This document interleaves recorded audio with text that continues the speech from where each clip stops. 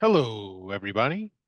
In this lecture, we are going to talk about some other acellular pathogens, specifically prions, viroids, and virusoids.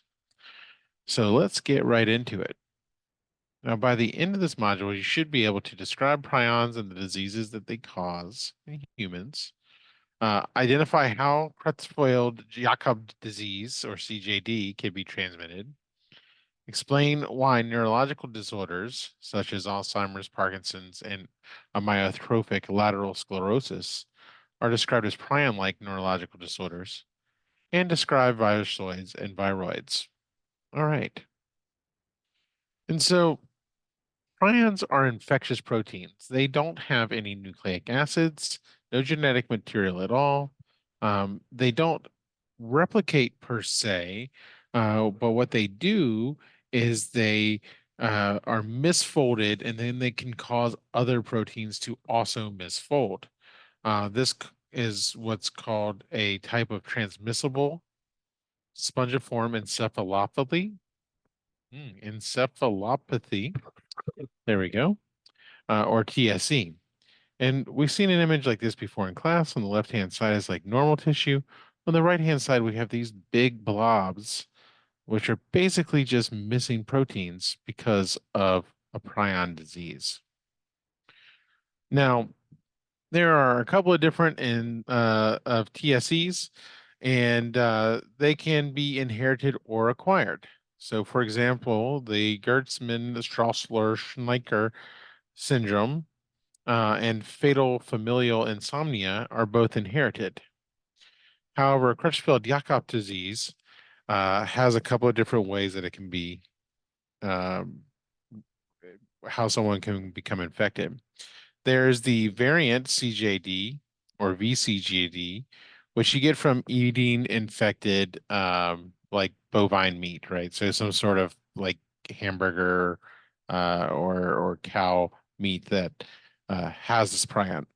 So this is similar to bovine um, spongiform encephalopathy, and when you eat this infected meat, you get this, problem with your brain. You've got the sporadic form of CJD. It's not really known why or how this is acquired. It's possibly through some sort of mutation in a gene or in a protein that, or like a misfolding in a protein that basically just gets amplified. We have latrogenic CJD, which occurs when it's spread by a medical procedure. So either it's spread by the equipment that's being used, or it's being spread, basically by a surgeon or something like that. And it can be inherited. And when it's inherited, it's basically passing from parent to child. Now, on the right-hand side, we have some images that are kind of interesting to look at. In the two brain scans, you can see that the brain on the left looks pretty full. The one on the right has all these kind of empty spaces, and this is caused by one of these TSE prion diseases.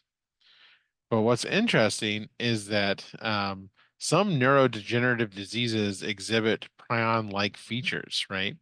And so um, they have also been associated with the misfolding of proteins in the brain, and you get some similar like physiology when we look at or at least like the anatomy slash physiology of the brain with these different disease like Alzheimer's, Parkinson's, and ALS.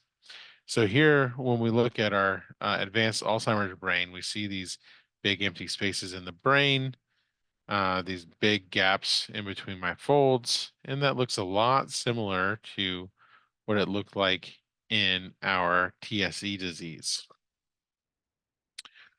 All right.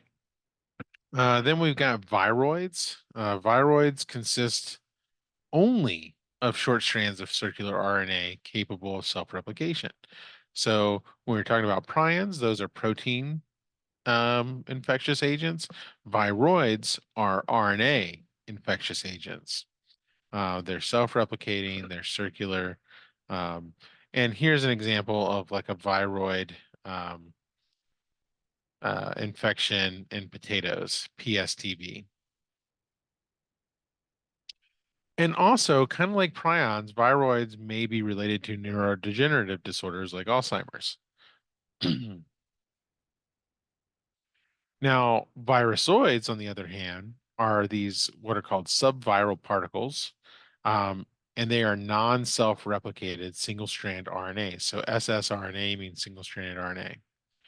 For them to successfully replicate, they require a helper virus. They're also known as satellite RNAs. And an example of this is hepatitis D virusoid, which, when it's in the presence of hepatitis B virus, the hepatitis D virusoid can make the infection actually worse. All right. So with that, you should now be able to describe prions and diseases they cause, identify how CJD can be transmitted, explain why some of these neurological disorders can be linked to um, different TSEs, and also describe how describe virusoids and viroids. With that, I hope you enjoyed, and I will see you soon. Bye bye.